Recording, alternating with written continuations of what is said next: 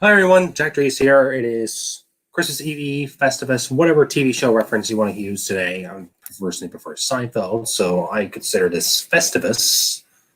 So that's just me. This is not going to be a day of laying out grievances, however. It's not something I traditionally do. It's not something I'm going to be focusing on today. Well, today I was focused on a couple other things. I saw two movies. I went to a local theater in Cambridge. I saw The Irishman and Marriage Story, both of which I'll be reviewing soon on the Scene Before blog. And I like both of them. I'm not going to dive into my thoughts much on them because I want to save the flavor for whoever does end up viewing that video over time. But I wanted to do something very cool today, and I don't know how many of you will enjoy this, will not enjoy this, but I wanted to do it anyway because I figured this would be fun. Just last week, I saw the movie Cats. I was one of the first to see it, by the way, because they had a screening in Boston. And I RSVP'd pretty early, managed to get in, and I walked out wondering what in the universe I just witnessed. Cats is basically one of the worst family movies, if you can call it that, I've ever seen in my entire life. I've never seen the play. I've never been exposed to any other material prior to this, but any movie that involves Ian McKellen licking a plate is not one I want to sit through. So, I mean, somehow Taylor Swift got into that mess as well. But what I want to do today is read some reviews from critics about Cats. And the reason why I want to do this is because if it were any other movie, it would be like, oh, whatever. But these are hilarious. They are not kind at all. It's unbelievable how well written they are. Very classy. I'm actually going to go over a few of them. I'm going to go to Rotten Tomatoes and see if I can share my screen. Bear with me here. I still don't understand StreamYard to its fullest extent. Let's do this. Okay. I do not understand this. No.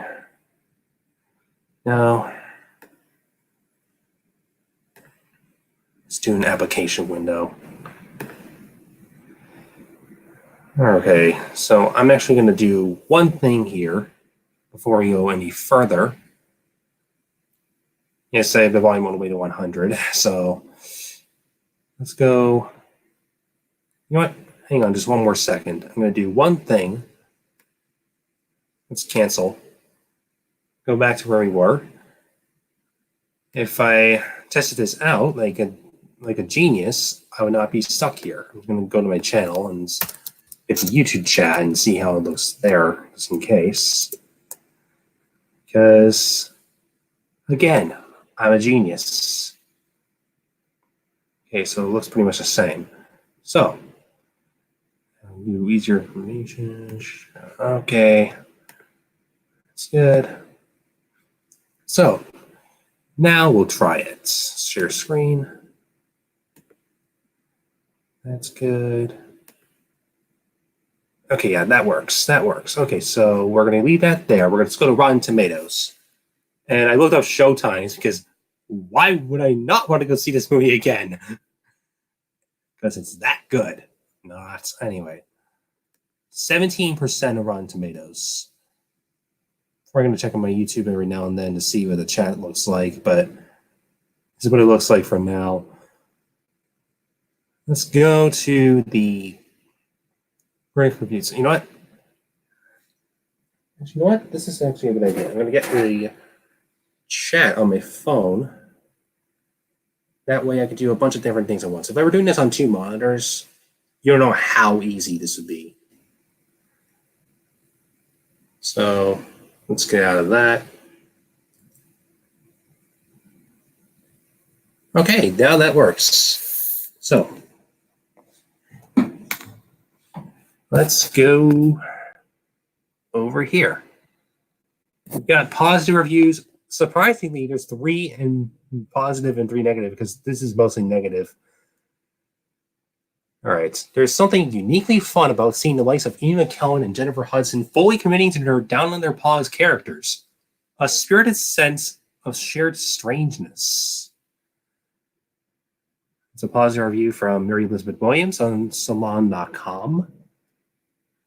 Now let's go on to a negative review from Chandler Levac from Globe and Mail, who writes, "The worst thing about cats, and I was forced to see 2 cat burglars essentially drape a string of pearls around the scruff of Hayward, is the obvious foray to a cat threesome, is that it was made in the first place. Rating is 0.5 out of 4. I'm going to get to the full reviews eventually, but right now I'm just looking for funsies. All right. Clarice Lowry writes, "It's one of those rare cinematic events that feels like a collective hallucination. Improbable and entirely indescribable. 2 out of 5. Amy Nicholson, Film League, writes, "I spent most of cats writing with my hand over my mouth going, 'What is happening?' I had a ton of fun with this." That's a positive review. Artistically, it's a hairball. There's no story to speak of. Mr. Weber's music is immediately forgettable.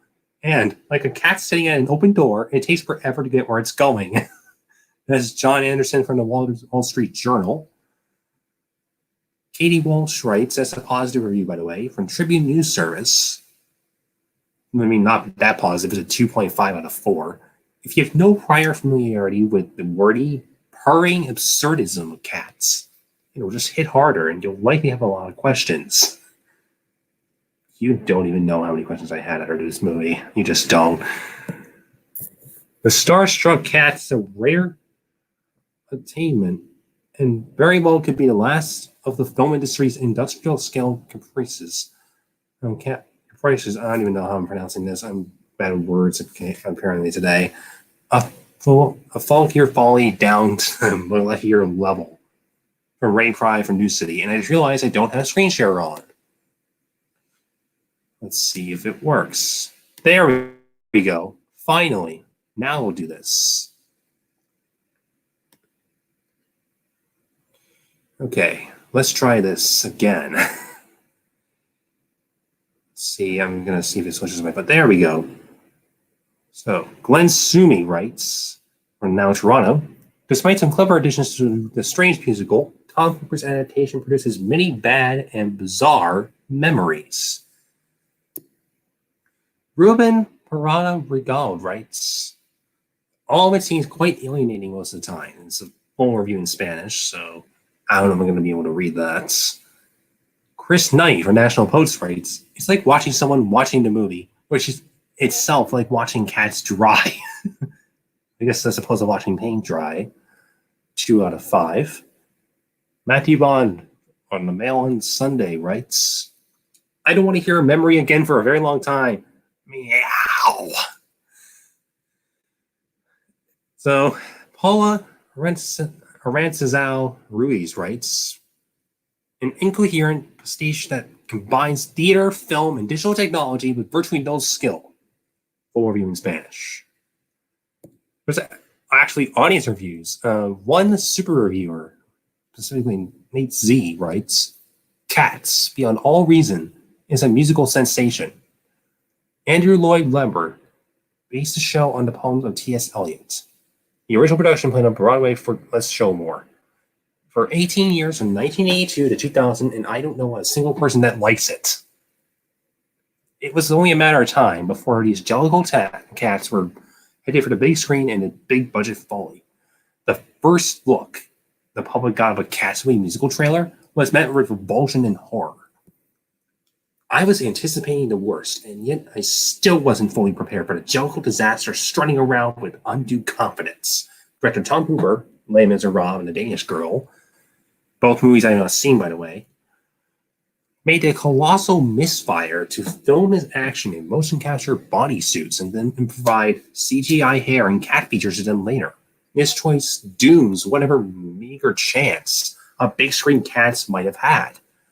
There's a reason the internet erupted in collective horror when the first trailer was released. By the way, I don't think I reacted as frightened as many other people, but I did not think this movie looked good. And Hooper and his producers tried assuring the public that those were the early renditions of the technology and it would be improved upon its holiday release. Dear reader, I am here to tell you that the horror of that first trailer is alive and well in every unnatural moment of this nightmare. The Uncanny Valley has been a busy transit stop this year, and with the unsettling live action question mark, because there's a whole thing about it being fully animated. Lion King, now Cats serves as a dire warning about the perils of modern technology. Just because you can try and get human beings CGI fur and ears and tails doesn't mean you should. The look is never fully transporting, and it often appears like human features have been slapped onto a furry background composite. Like a snowman's facial features, well, it might be melting. Then there's the additional levels of scary anthropomorphism. With mice, marching cockroaches, why not just use prosthetics and makeup like every stage production? I think the Cats producers wanted to do something to distinguish it, and in doing so, they unleashed one of apocalyptic seals. Whatever film version of Cats was destined to be disappointing because their source material is so lackluster. The Broadway musical was so popular for so long, I assume, primarily from its creative use of costumes, makeup, and staging to bring life to a fanciful world of felines. The CGI decision takes away whatever admirable craftsmanship and charm the stage show might have conveyed and replaced them with nightmare fuel for the eyes, absent with the initial appeal. We're left with a truly underwhelming story populated with underwritten characters that only really exist when they're singing and otherwise just operate in background space. It's a show that feels powerfully redundant with the plot structure that amounts to cats being tapped to deliver an explanatory song about themselves and then move on to the next. It's very much, I'm a cat. Here's my cat song. I'm a different cat. Here's my different cat song. Without further plot advancement. And it feels like the silliest job interview with the worst candidate seeking the position of a cat who gets the honor of being reborn in the sky. By the end of the movie, I was convinced that I was watching an even scarier version of Midsommar, or Midsummer, how you pronounce it. I don't even care. I didn't like that movie anyway. And that this cat gang was really a religious cult that was selecting a ritual sacrifice to their bloodthirsty Egyptian gods. It's a storytelling experience that never connects because this is designed entirely for children. Much of the show feels like a children's television series that was hijacked by a sexual deviant. This film is complete with simplistic moral messages that you would find in children's television. Things like believe in yourself and invite others into your play and wait your turn and treat others with respect and other easily digestible platitudes. This isn't a complicated show, and children would not be tasked with remembering the main characters and their stupid names because most of them are meaningless to the larger story. There is nothing complex about the story, which was compensated by the production values of the original stage show. The large stages the actors walk around are fun to watch because they're built to scale, meaning the tables are gigantic to present the world from a cat's perspective. However, the proportions are very wildly and at whim. The cats will seem much larger than their world and much smaller. Dining cutlery will appear far larger than a cat's whole body, or they'll strut on a railway and look like they're 3 inches tall. Couple that with inconsistent world building and ill-defined magic powers. Teleportation works as if it doesn't. And it becomes very hard to hold on to anything as a baseline. The attempts at whimsy, broody exaggerated scale become another point of confusion and unease as this world continuously it feels like a simulation that doesn't quite add up. I really want to examine just how ridiculous so many of these characters' names are. Apparently, a cat chooses their name. Sorry, pet owners, but you've been giving them slave names. And they're selecting some pretty insane identities. Without further ado, we have Bomba Lorena, Busterford Jones, Grisabella, McCavity, Jenny Any Dots, Rum Tum Tugger, Rumple Teaser, Mungo Jerry, Mr. Bistopheles, Muno Strap, I don't even know how to pronounce that right, Riddlebone, Tentamile, Jilliarum, Growl Tiger, I don't even care anymore. I hate this movie. And without a doubt, my favorite, Skimble Shanks. That's a good one.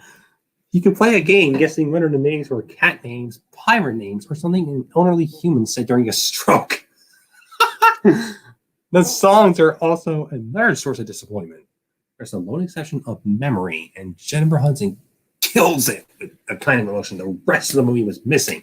But everything else feels like it's droning on. And absent a strong sense of melody, the synth score also feels very dated and hard on the ears. The only saving grace for a movie that puts this concerted emphasis on the performances would be the song and dance numbers. And the dance choreography is bland and undercut by the editing. And the songs are forgettable. The Skimble Shanks number is a slight variation because of the force of personality from the character. Being introduced like a fancy feline member of the village people, suspenders and a little hair handlebar, mustache and all. He also has an impressive tap number that leads into the exciting world of sleeping cars on the train. It's hard for me to impart any emotional impact from the songs because they're so plainly expository, explaining a different cat's life from being so mischievous to being fat and lazy. These are not interesting characters in the slightest. Sorry, Skimble Shanks. And their songs are like boring third-grade essays about their home lives. Nobody walks away completely clean from this movie, but the actors with singing experience come closest. James Corden, Into the Woods, is a real highlight. From his comic asides, I feel like he's puncturing the bizarre, self-serious nature of the silly movie. Jason Derulo has a slick amount of charm to be a commitment challenge alley cat. Hudson, from All Rise on CBS, is a strong singer and made me think of her character from Dreamgirls being a cat and singing her big number. The lead heroine, Francesca Hayward, has a genuine grace to her presence and a nice space to stand out amid a world of scary human-looking cat deformities. And you know what? I will say, out of all the cats, I think she did look the nicest. At least creepy. I think that would be the best compliment I can give.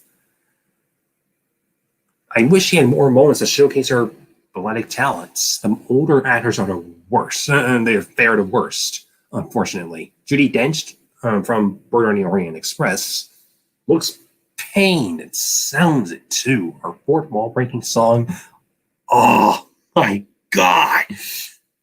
I can't even talk about that. Instructing the audience on how to address and treat their kitties is inherently awkward.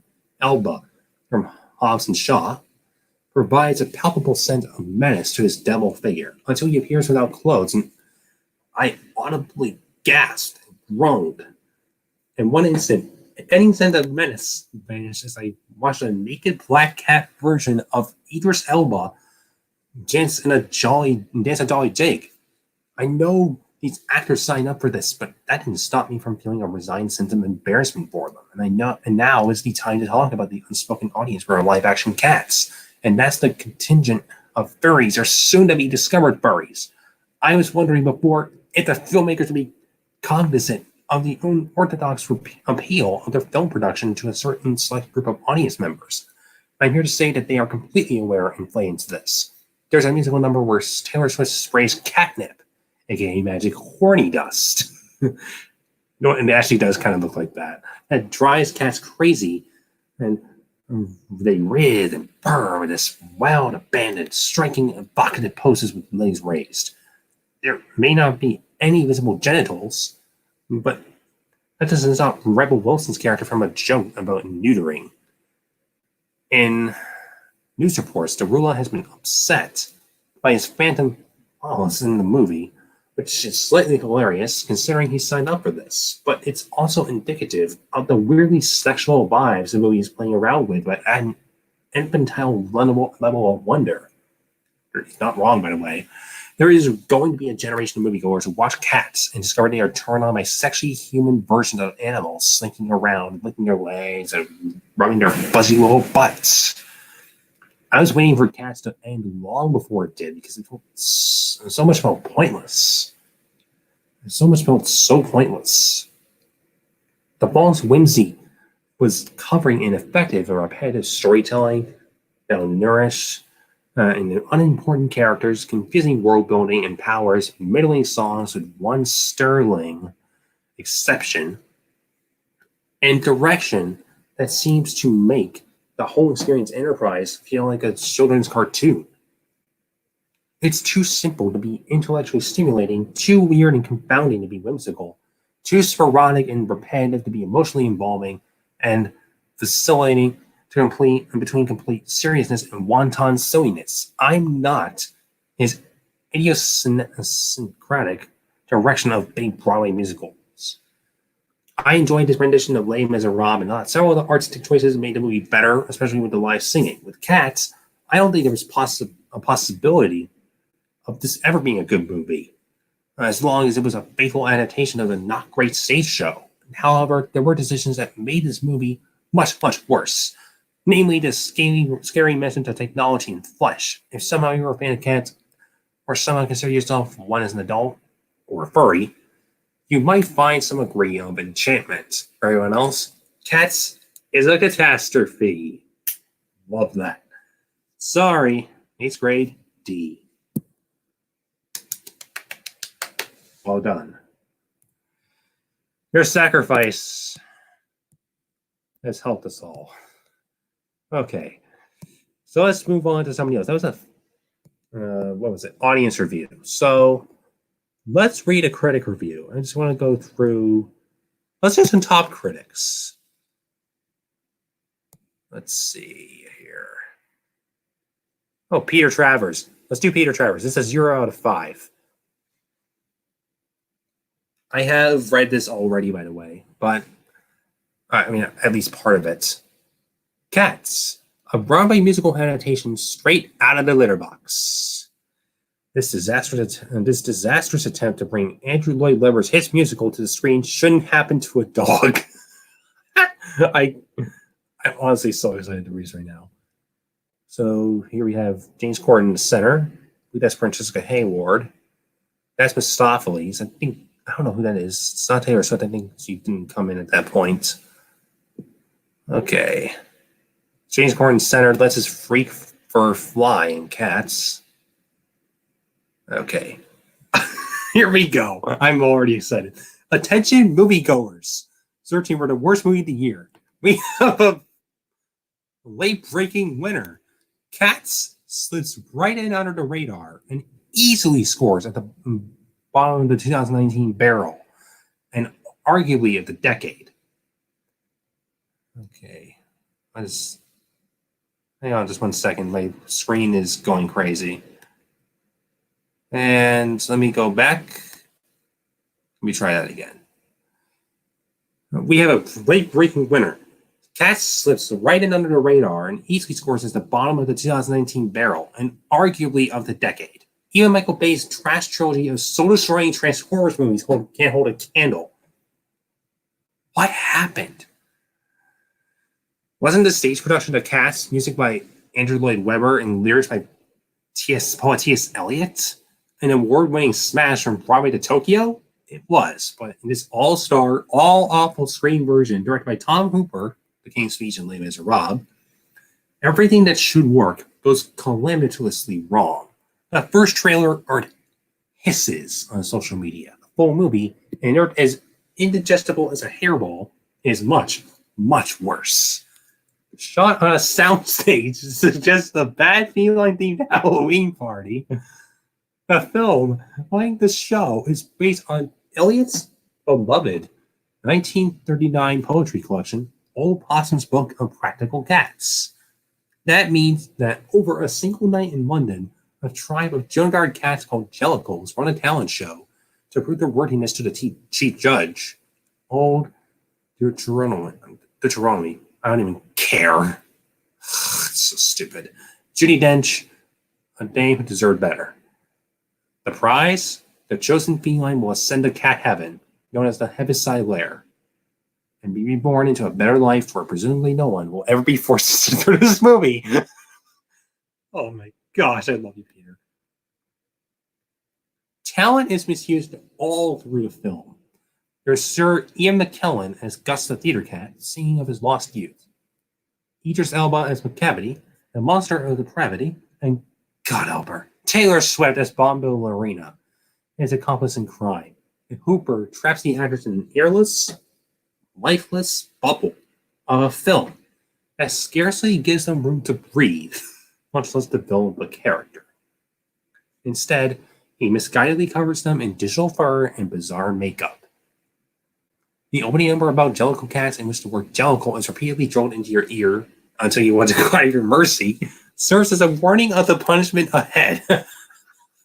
Dreamgirls Oscar winner Jennifer Hudson fares best at pretending she's in something worthwhile. Now that's acting. As an aging glamour cat, Grisabella, Hudson nearly busts a lung over emoting on the show's only memorable song, Memory. To hear this musical theater standard done glorious, haunting justice, listen to Betty Buckley's take on the tune. Not going to do that. She won a Tony Award playing that part in the Broadway version, where an immortal version of the tune actually does stick in the, memory. The rest, you'll definitely want to banish to oblivion. It falls to genius Hamilton choreographer Andy Blankenbuehler to adapt Julian Lynn's stage dances for the screen. His work may be impressive, but you never know it from the manic way Hooper keeps cutting from long shots to medium shots to close-ups, so that the eye can never appreciate the simple beauty of a full body in graceful motion. To give the narrative shape to a show that has none. The director and his co-writer Lee Hall have added a new character. She's Victoria, played by ballerina Francesca Hayward, as our guide to various cat habitats, from Trafalgar Square to a railroad track. Lloyd Webber has also included a new song, Beautiful Ghosts, shunning existing verses from Eliot for another poetical TS, think Blank Space and Shake It Off, a song meant to enhance memory and perhaps improve on it, fails in both cases. Sorry, Miss Swift. And so we're left with a movie in which assorted stars step up to their big number and vanish. There's Wimmer Wilson as Jenny Anydots dancing with cockroaches, and there's James Corden hamming it to the hilt and beyond as Christopher Jones, the gluttonous cat, and look, it's Jason Derulo as the admiring Rum Tum Tugger. The lesser-known Laurie Davidson plays the magical Mr. Mistopheles, and his big number is actually, wait for it, passable. The moment is fleeting. Let the sheer grinding of monotony of Cats stand as a measuring stick for future cinematic takes on Broadway musicals that hope to match its unparalleled bottom-feeding dreadfulness. In his prize-winning Angels in America, playwright Tony Kushner wrote a scene in which the rat bastard lawyer Roy Cohn is on the phone, sucking onto a client who wants tickets to a Broadway smash. When the caller says Cats, Cohn sticks his fingers down his throat and mock vomits. Look for that gesture to be repeated by all who must endure in this hellish fiasco of a film version. This disaster of a movie shouldn't happen to a dog. Let's see. Yeah, I don't know if they share the rating on this, but I know that it's already a 0, so it doesn't even matter. Anyways, let's get out of here. Not sure how many I'm going to read tonight. I actually have this one already open. This is a cast review from io9.gizmodo.com. This is by Alex Kranz. It's posted Wednesday, right when the review embargo lifted. Francesca Hayward is a revelation in a film that should not exist.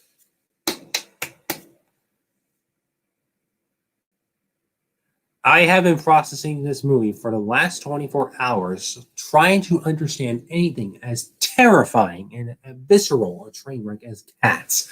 You have to see Cats. You must witness the hubris of director Tom Hooper. You must witness the hubris of Hollywood, the hubris of these performers. You have to sit in that theater and view this festooned thing.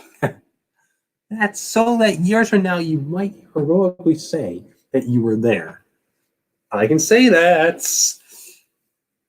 You saw it in its infancy before it became a cult oddity, like another bizarre and inept but thoroughly watchable feline stitching film, Nobiko Obayashi's house. Wait a minute.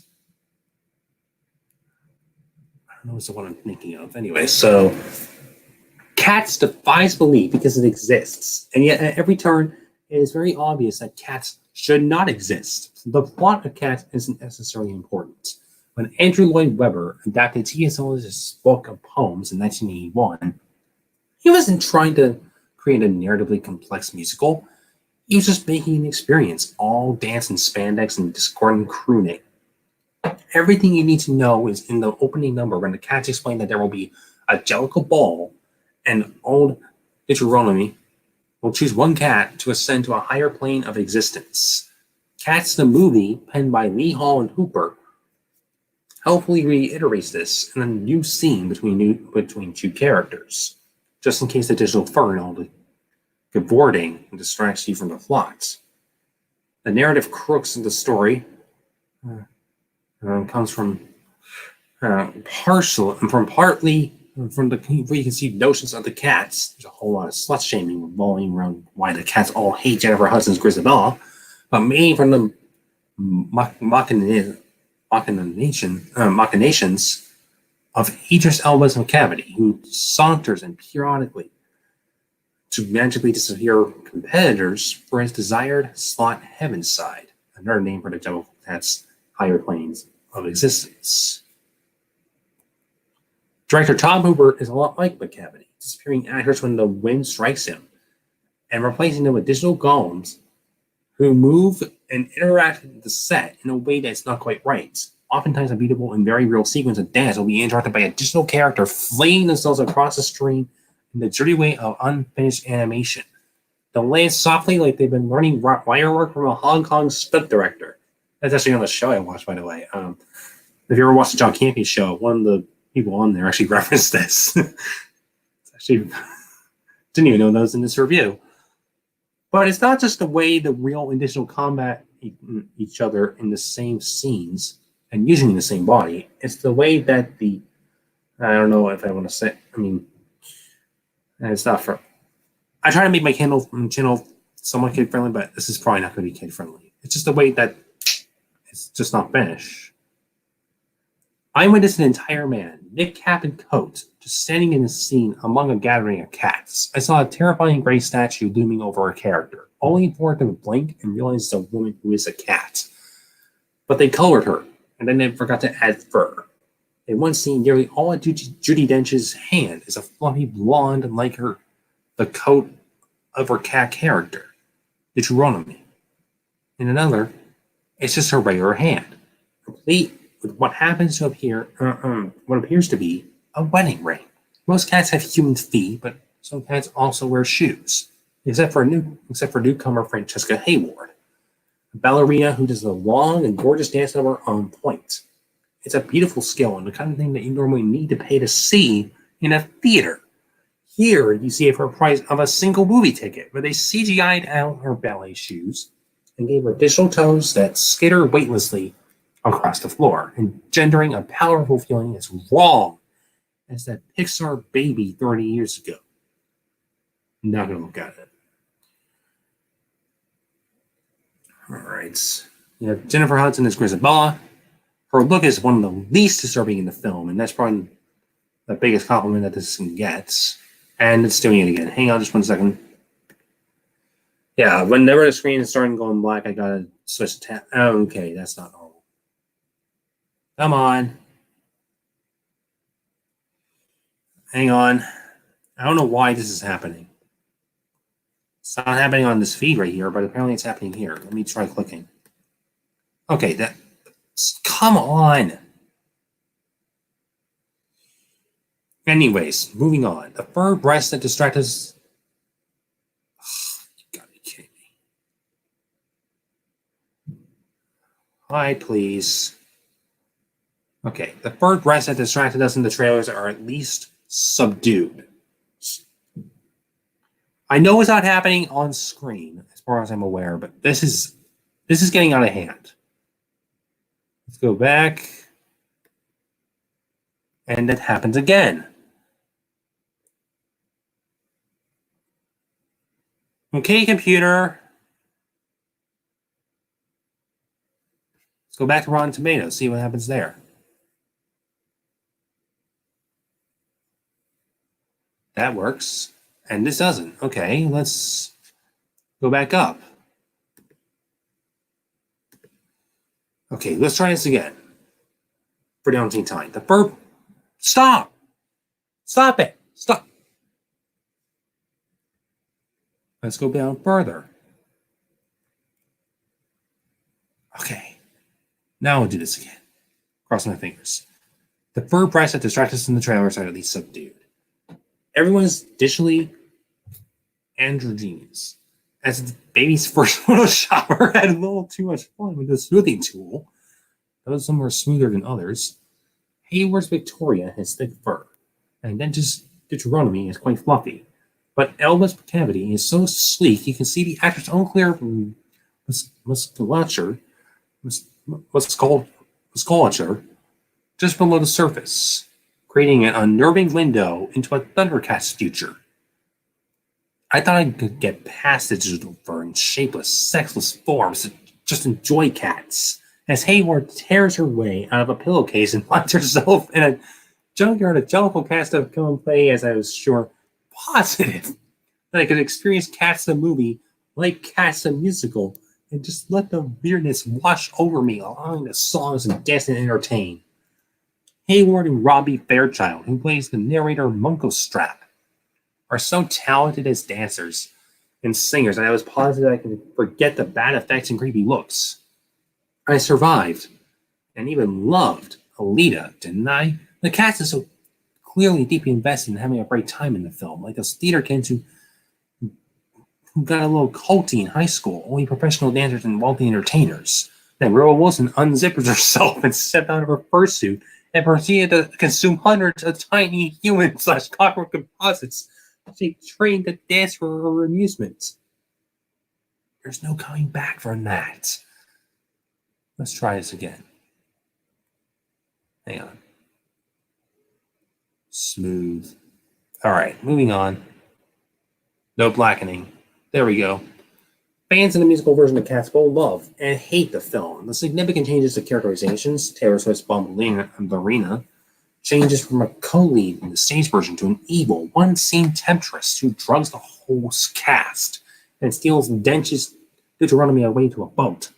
And the weird attempts at tacking a plot onto the plotless bones of the musical might give a fan pause. The dancing and singing will appeal to them once more. The over-the-top pageantry will allow some to forgive the many ample issues.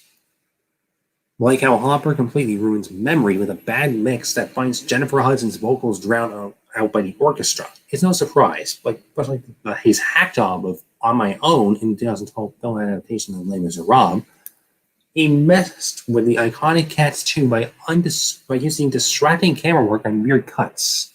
Does it matter? Nothing does after that first fateful decision to dress the finest collection of dancers gathered this decade in digital fur. Hopper ruins all but ruined Cats. Wait a minute. Wouldn't it be Hooper? Okay, oh, Hopper. Okay. Hopper is all but ruined Cats, but perhaps Cats was ruined long before he thought this pure stage show should be adapted to film. Perhaps Cats was, and always is.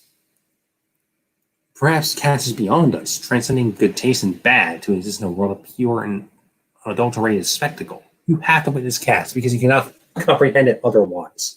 And you still might not comprehend it even after you spend an hour and 50 minutes with these characters. But you will witness things no eyes should see and things nobody should be able to do. And you will be in awe. And that's more than enough. Cats pounces to theaters this Friday. Let's move on. That was good. I'm going to be looking at negative reviews because this is going to be more fun. So I'm going to skip RogerEbert.com and Us Weekly. Let's see what else we can find.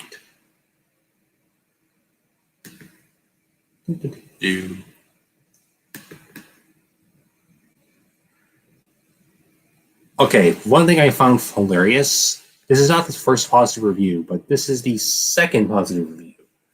The first positive review is, for all I know, not from a top critic. This is the second positive verdict. 3 out of 5.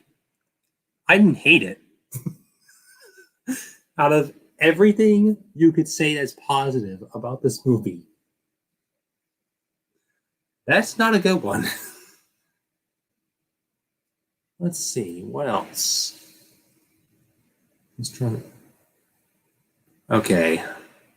Let's go to the Boston Globe. Let me see if I can log in.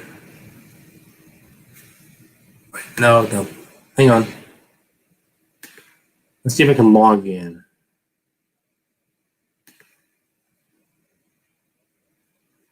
Okay, yeah, I guess I am logged in. Never mind. Oh, oops, I went to Apple Podcasts for some reason.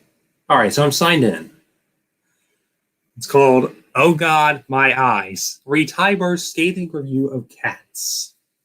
It's the musical, the movie, the disaster.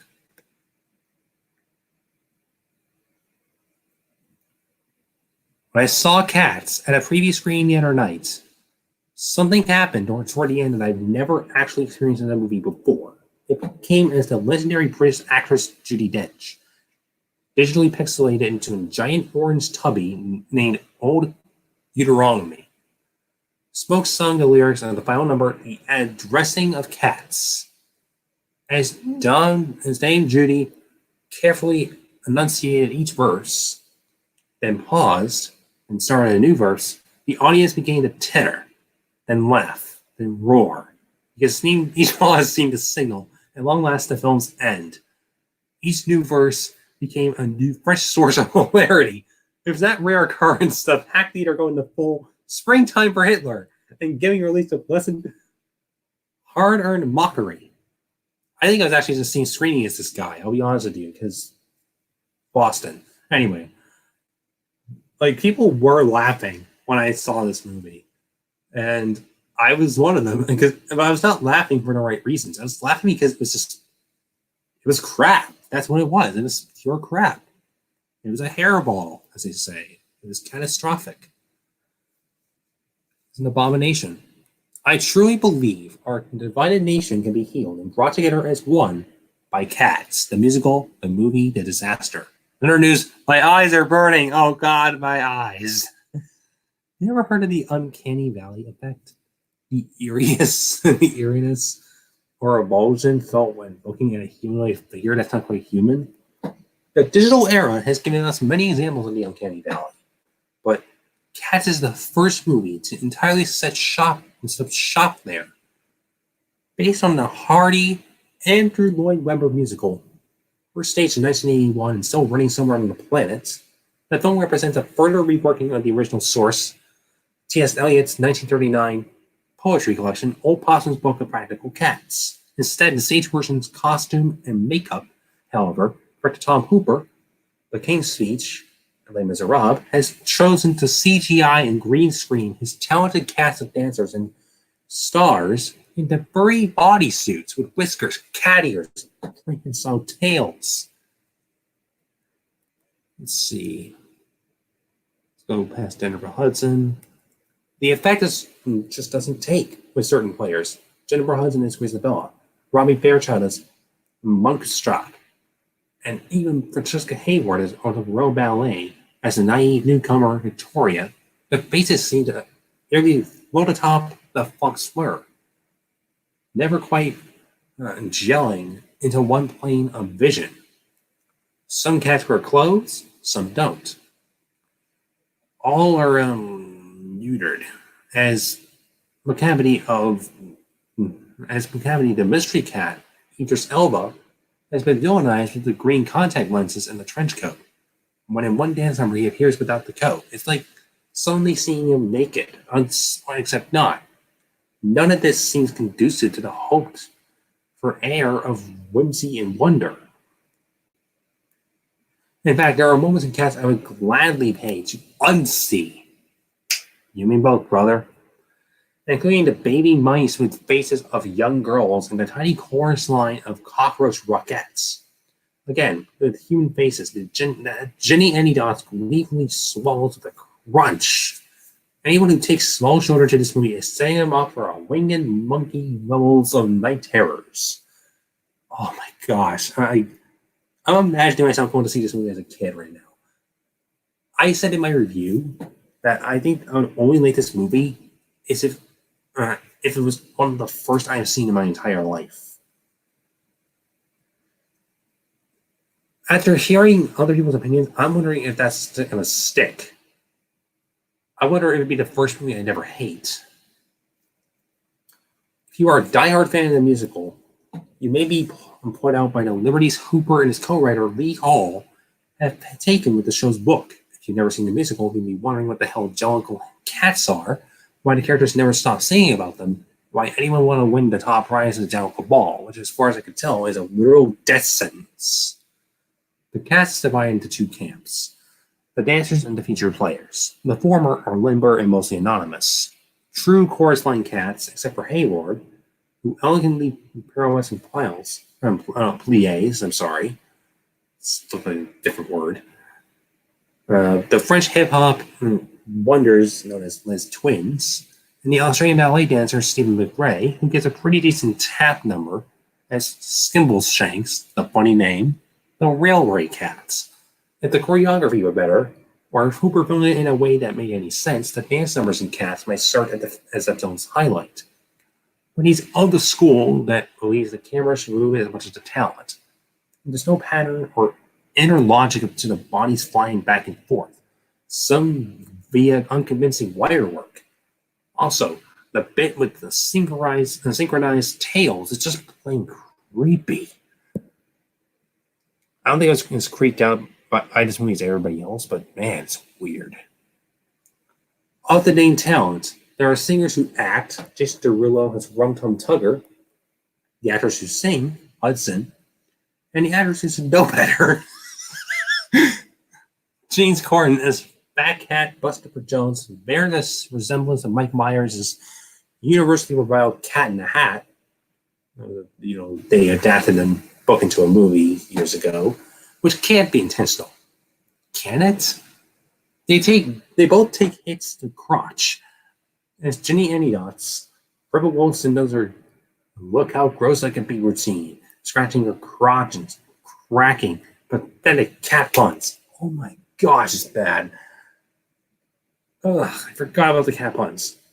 Just said I'm playing Cat Got Your Tongue or Don't Mess with the Crazy Cat Lady. Both of them were cringeworthy. I mean that in every single sense of that word. Ugh. Elba will not let this movie down anytime soon. The cavity keeps appearing and disappearing in a nonsensical burst of pissy dust. Something like inevitable every time he goes. That's one word for it. I'd say the best and worst are last. Ian McKellen is a sole performer here who finds a groove and stays with it. He's cast as Gus the Theater Cat, a grand old ham playing a grand old ham. And while McKellen never winks at the audience, because that would be unprofessional, he stands just far enough outside the materials to enjoy his deep silliness. His scenes are the only time Cats becomes an actual movie. Who knew?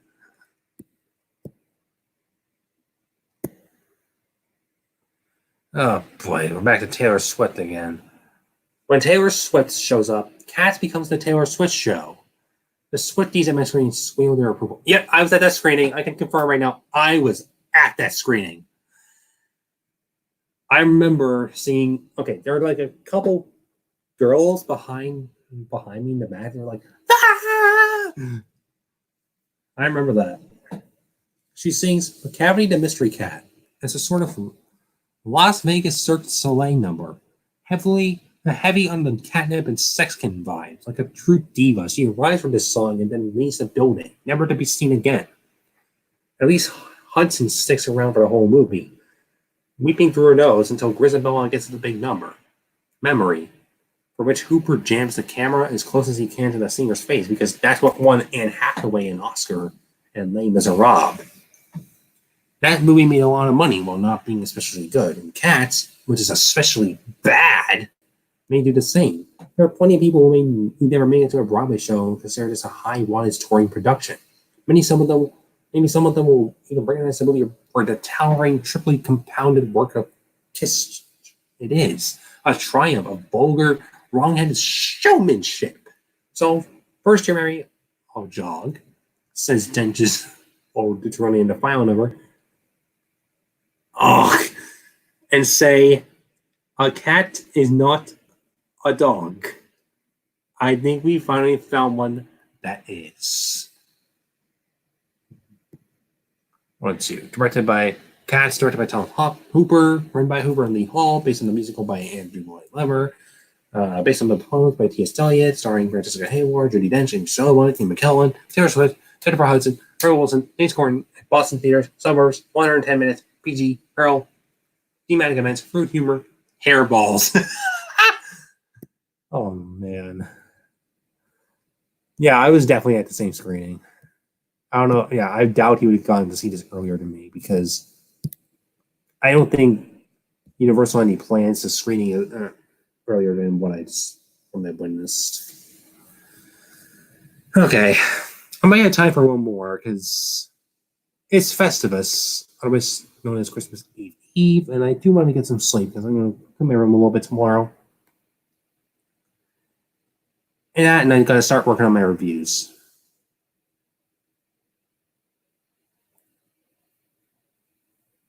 Let's see. I just want to see if I can find a good line. Oh, Hollywood Reporter. I've heard this is a good one. I found it all exhausting. And it's free, so let's do it. And we're probably going to get a video, which means that we are... Oh, wait, I forgot. This thing it's on mute. Never mind. Doesn't matter. Let's exit out of this anyway. All right. The starring ensemble that includes Judi Dench, Ian McKellen, James Corden, Jennifer Hudson, Idris Elba, Taylor Swift, and Rebel Wilson turns feline in Tom Hooper's film of the Andrew Lloyd Webber musical. A pair of dance stars new to feature films sat near me with their entourage at the New York premiere of Cats. And when they first appeared on screen, one of them whooped loudly with what sounded like hilarity, amazement, and shock combined. Oh, we look crazy! It was a more forgiving version of the reaction that followed when the movie's trailer dropped in July. Oh, man. Pretty much breaking the internet and sparking full of WTF hysteria on Twitter.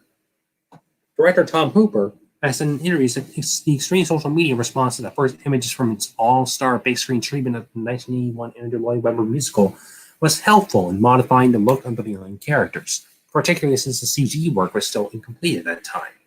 But if you recoil back then at the sight of British acting royalty with their faces stuck into little furry bodies, or even just a jarring image of cats with human breasts, chances are you'll also be covering your eyes and peering in a profoundly disturbed state through the gasps between your fingers at the finished film. At least until boredom sets in. The Universal release from working title and Amblin is hobbled by a major misjudgment in its central visual concept. Once the idea of making Cats as an animated feature was rejected, there presumably was multiple tests to figure out a digital approach to rendering the pussies on screen. It's almost unfathomable that this one made it through all the preliminary production meetings without someone sensibly calling a halt to the process and saying, wait a minute, those kitties are damn creepy. Okay. And let's not even get started on the tiny mice with the human faces or the dancing cockroaches. I actually forgot about those things until I started reading these reviews. Yes, it's also served as crunchy slash from Rebel Wilson's Jenny Indigots, a Zaptic cat with showbiz aspirations who milks strained laughs from countless chunky girl pratfalls.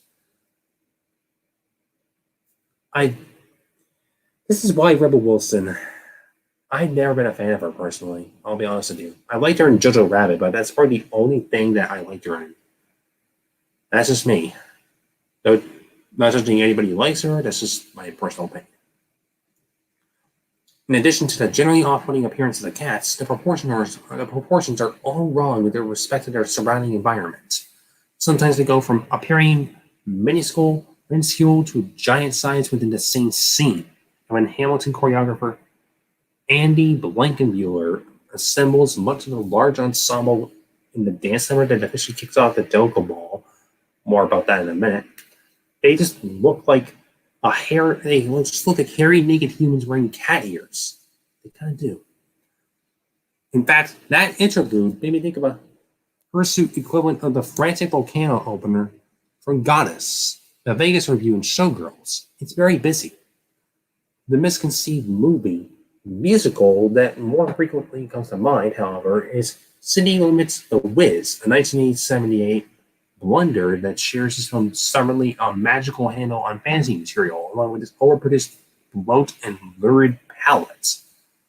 Although Cats is arguably has the edge in aesthetic ugliness, Small Children might go for its glittery paint box visuals and freakish anthropomorphic animals. But if you're among the millions who have always been perplexed by the popularity of Lloyd Webber's musical Behemoth, this film will not solve that puzzle. As always, Cats is virtually plotless. More like a Ziegfeld Follies type review with a series of thinly connected specialty numbers than a narrative that invites much involvement, cobbled together by Lloyd Webber and original stage director Trevor Nunn from the T.S. Eliot poetry collection Old Possum's book Practical Cats. The musical gives new meaning to the word twee. The screenplay by Hooper and Lee Hall has only heightened that. The tribe of cats known as the Jellicles gather for their annual ball, where their wise old Deuteronomy will choose the most deserving of them to ascend to the feline heaven known as the Heaviside Lair and be reborn. Old Butte gets gender switched here to allow for Jenny Dench to ply her twinkly-eyed beneficence. Her entrance along the cobblestones, bathed in moonlight, makes her look like a golden yeti. In addition to Wilson's Jenny and Yachts, the participants at the ball include Ian McKellen's ragged Gus the theater cat, who laments his younger days of thespian glory, along with the lack of proper training in today's unskilled kittens. James Corden's Bustopher Jones, a gluttonous cat about town who's basically a walking fat joke. Jason Derulo's Rum Tum Tugger, a vain show-off whose song is one of 3 tracks given an assist from Funkmeister and now Rogers. Mischievous cat burglar duo Mungo Jerry and Rumple Teaser. My autocorrect is going nuts these days.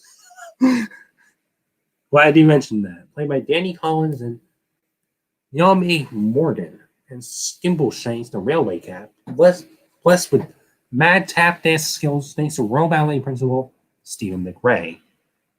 Also from the Royal Ballet is Francesca Hayward, making a charming screen debut as Victoria. A young cat dumped out of a speeding vehicle who quickly overcomes her fear and satisfies a sense of community along the wacky Jellicles.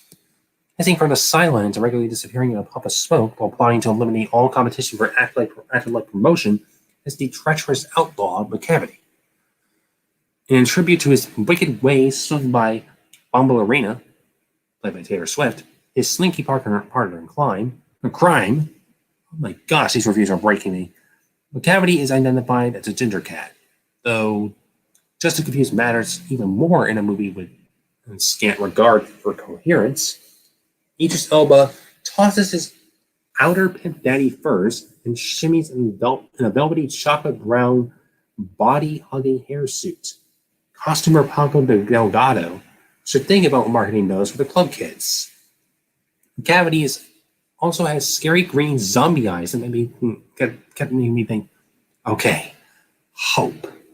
He was going to unleash some kind of cat slasher craziness. I mean, it's a legit horror movie instead of an accidental one. Wow, I want to see that. The biggest drag in the seamless, endless series of featured felines is Grisabella, a so-called glamour cat whose youthful beauty has given way to Mang, causing her to be shunned by the Jellicles. Jennifer Hudson tirelessly over-emotes in the role. She limps around hemorrhaging snot and looking either miserable or terrified, like she's been watching the dailies. She lumbers her way through memory, letting loose all her considerable lung power and a big ass key change on the phrase "touch me." Cue wild cheers and an audience primed on American Idol overkill. I can only hope Broadway's original Grisabella, Betty Buckley, who was at the premiere, was shielding her ears. With the memory massacred, that leaves space for the delicate new song Beautiful Ghost, co-written by Lloyd Webber with Swift and performed by her over the end credits, to shine. It's first heard in a lovely interpretation by Hayward, who extends a welcoming hand to the ostracized Grisabella, leading to old Deuteronomy's inevitable choice. Even for folks who have never seen Cats, that outcome is so preordained that the dramatic skies are close to zero. The entire cast is working hard here, and class acts like Dench and McKellen can preserve their dignity just about anywhere. The actors who lean into the comedy, notably Corden and Wilson, tend to be the most insufferable. Kinder, kinder, gentler impressions. This is breaking me, man. Kinder, gentler impressions are made by the dancers, who also seem the most comfortable at simulating cat movements. Along with Hayward and McRae, they include former New York City Ballet principal Robbie Fairchild as Old Duke's deputy, Monkey Strap. Derulo makes the most of his sexy, athletic appearance. Sweat sparkles in her one-song role, ascending from a smashed skylight on a theatrical crescent moon. Sprinkling catnip, and Laurie Davidson as the magical Mr. Mistopheles gets the kind of bells and whistles showstopper that should make young kids perk up. I will not lie. In that review earlier, he actually had the most tolerable number in the movie, and probably the only one worth remembering. His arc actually worked, for the most part, from what it looked like. Everybody else, scrum. Ugh. I found it all exhausting. Eve Store's production design lathers a fairy tale gloss over familiar London settings like the Toms. Excuse me. With the Houses of Parliament and the Big Ben in the background, along with Soho and Piccadilly Circus, where the Jellicle Ball takes place in the abandoned Egyptian theater. Its facade adorned with feline sculptural features, and there are loads of cat ornaments in the neon signage, from milk bars to West End plays like The Cat and the Canary, and of course, The Mousetrap. I don't know if there's a parody on the Parent Trap or what. Or if that's an actual play, and I'm dumb. But all the purples and pinks and midnight blues become monotonous, while the desired effect seems to be one of enchanting artifice. Like the original Mary Poppins, the visuals have a harsh quality that points up the heavy reliance on CGI components throughout. Hooper can seldom be accused of having a light touch, even less so here than in his punishingly emphatic Les Miserables, but at least in the Trafalgar Square set finale, which makes use of the big cats that flank Nelson's column, he gives Dench a platform to do what she does best. She might be wondering, how long before I escape this giant furball? As she wraps her silvery voice and masterful command of language around the playful recital of the ad dressing of cats, she rescues a trace of authentic T.S. Eliot whimsy from the gouty wreckage. Production companies, working title, Amblin Entertainment, associated with Monumental Pictures, the Beauty Musical Group. Let's see. Yeah, that's going to be the last one I read. Let me just glance through. You know what? Let's do variety. One more. I don't want to leave you all hanging. Might go until 11:30, but let's see. Actually, I need a drink. I need to rest my voice just a little bit.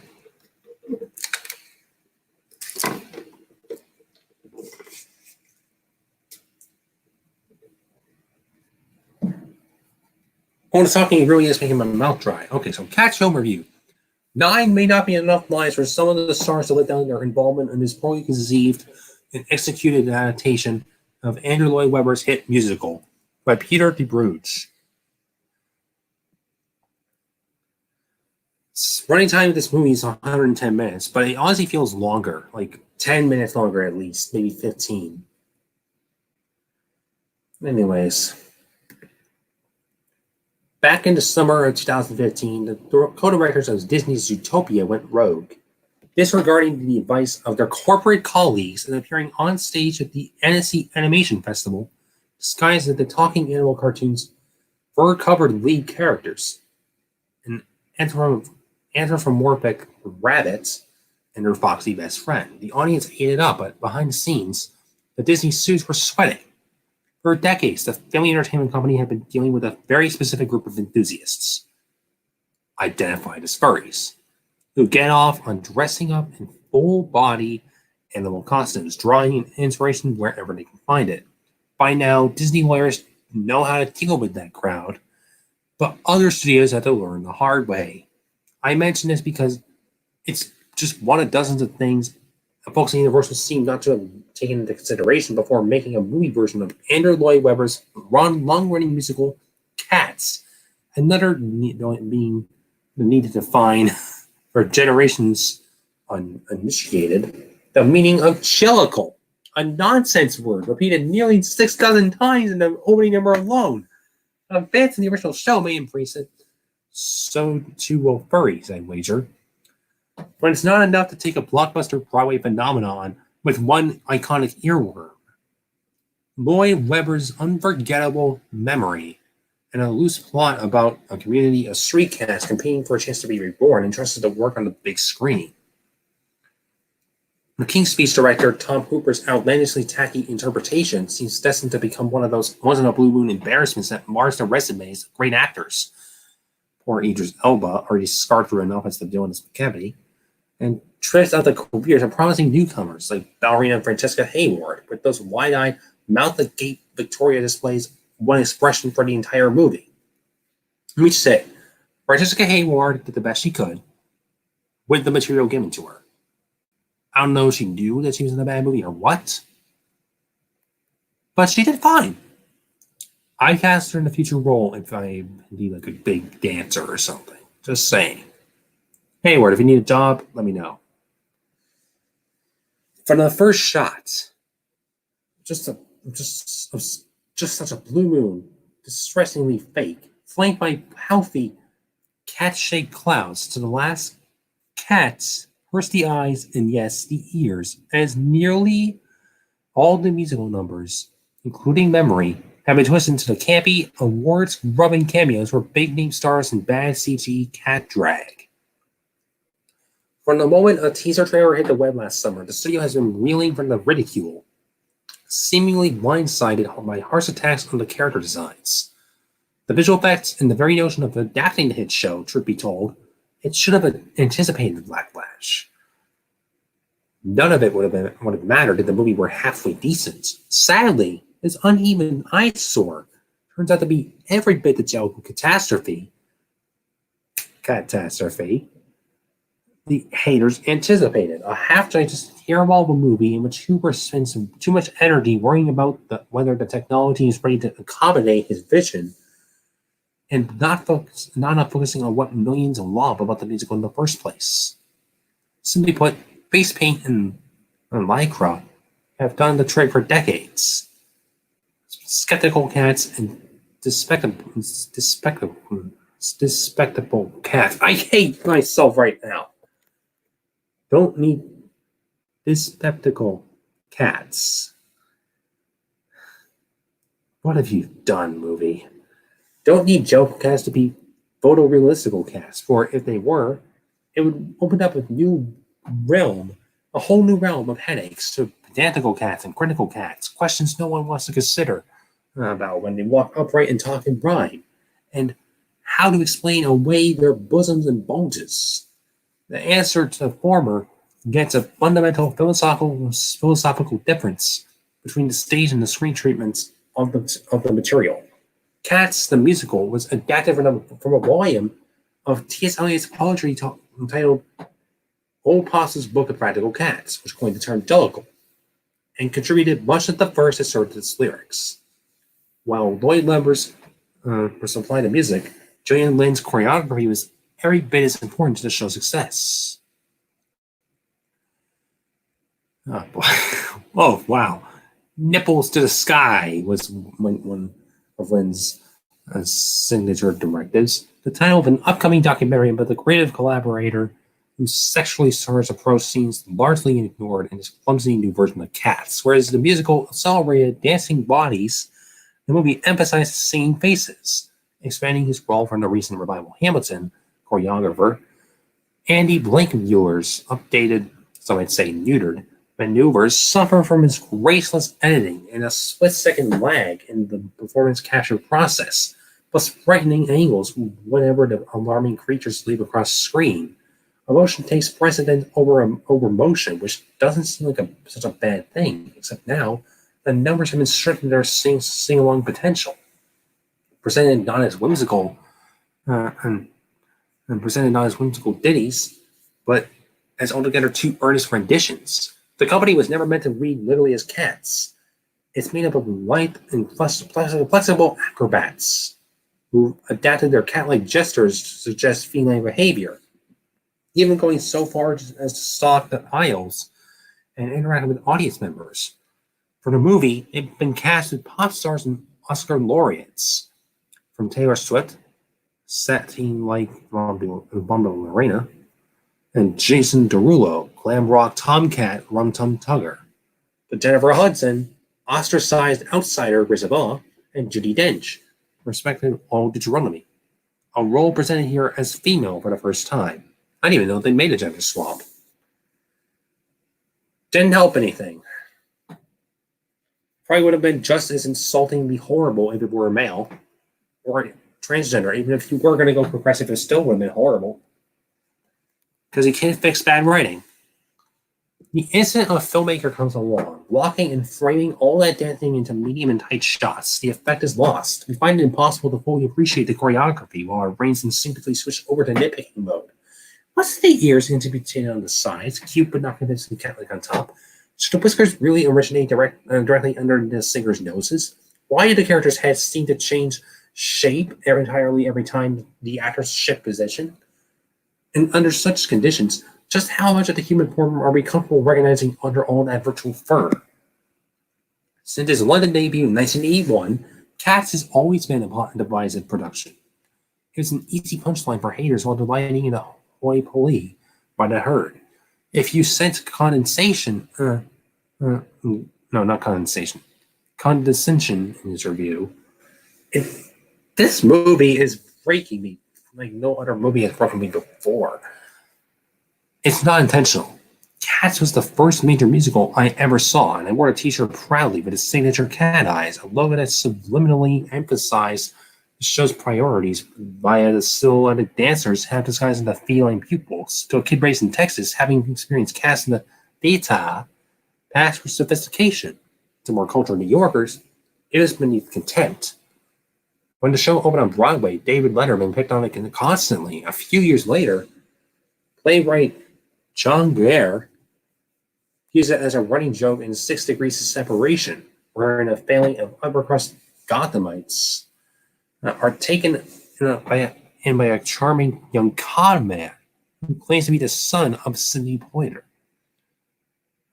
seducing him all with the promise of roles in the movie version of Cats. Don't be snooty, chides the husband. While his wife wonders, is it right to make a movie of Cats? Steven Spielberg tried, but couldn't crack it. He still takes his credit as an executive producer. And the task fell to Hooper, who had reimagined another of stage director Trevor Dunn's mega shows Les Miserables for the screen.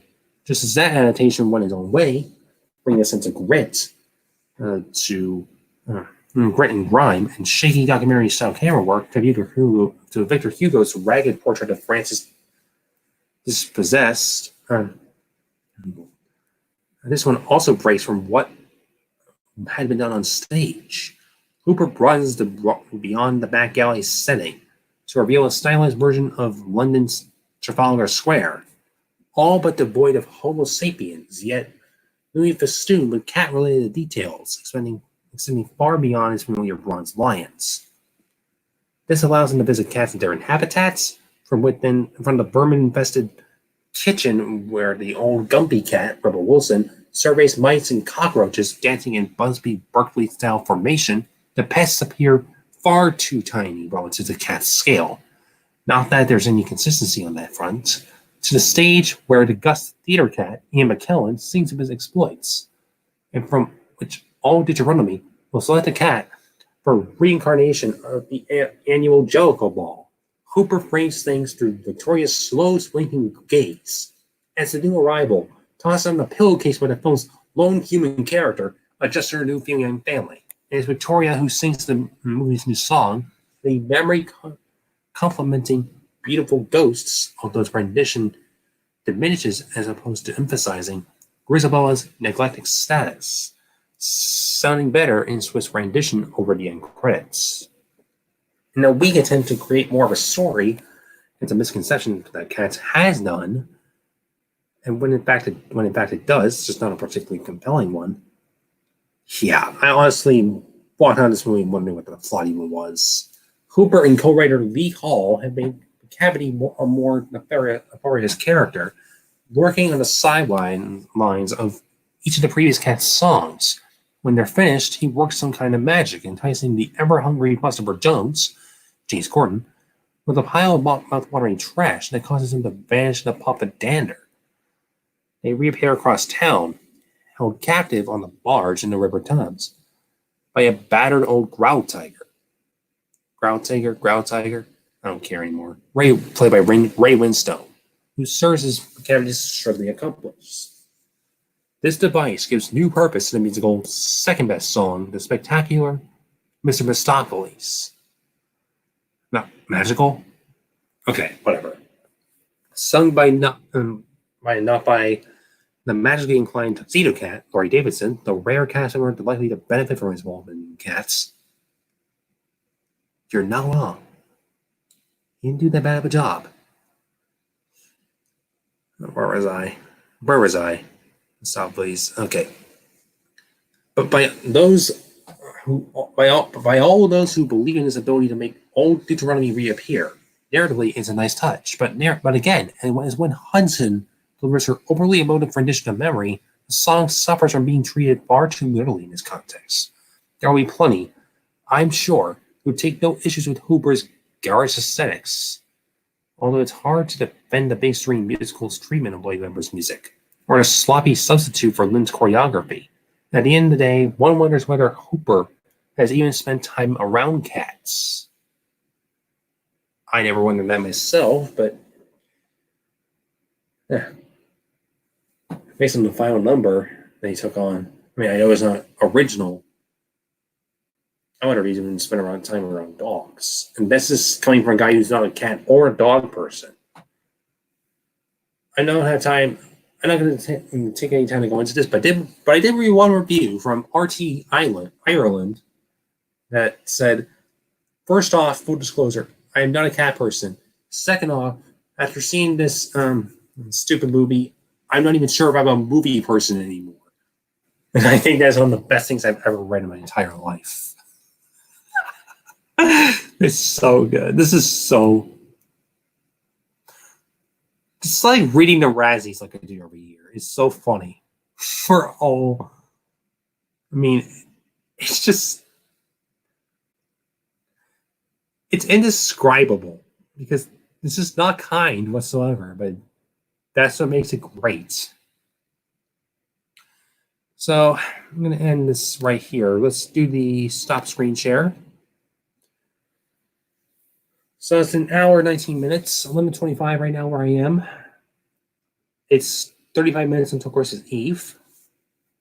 I hope everyone that's watching has a happy holiday whenever you're celebrating. Hanukkah, Christmas, Kwanzaa. I mean, New Year's is coming up, so happy New Year's Eve, even New Year to everybody. I'm going to be going to Mohegan Sun next week. Wait a minute, that's Tuesday. Yeah, that's Tuesday. I was thinking it was next Monday, but that also interferes with something I have going on Monday. So I don't know for sure, but I think if you want to see me next Monday on another live stream, it will not be on this channel, but it will be on the channel Nice Nirvana. I might give another update to that on my social media. Okay, so apparently I didn't even get any chat here, but somehow I got a chat on StreamYard, but nothing on my phone. That's weird. Anyway, so we're gonna end the live stream here. I hope you all enjoy this. I have plenty more elevator videos coming up on my old camera.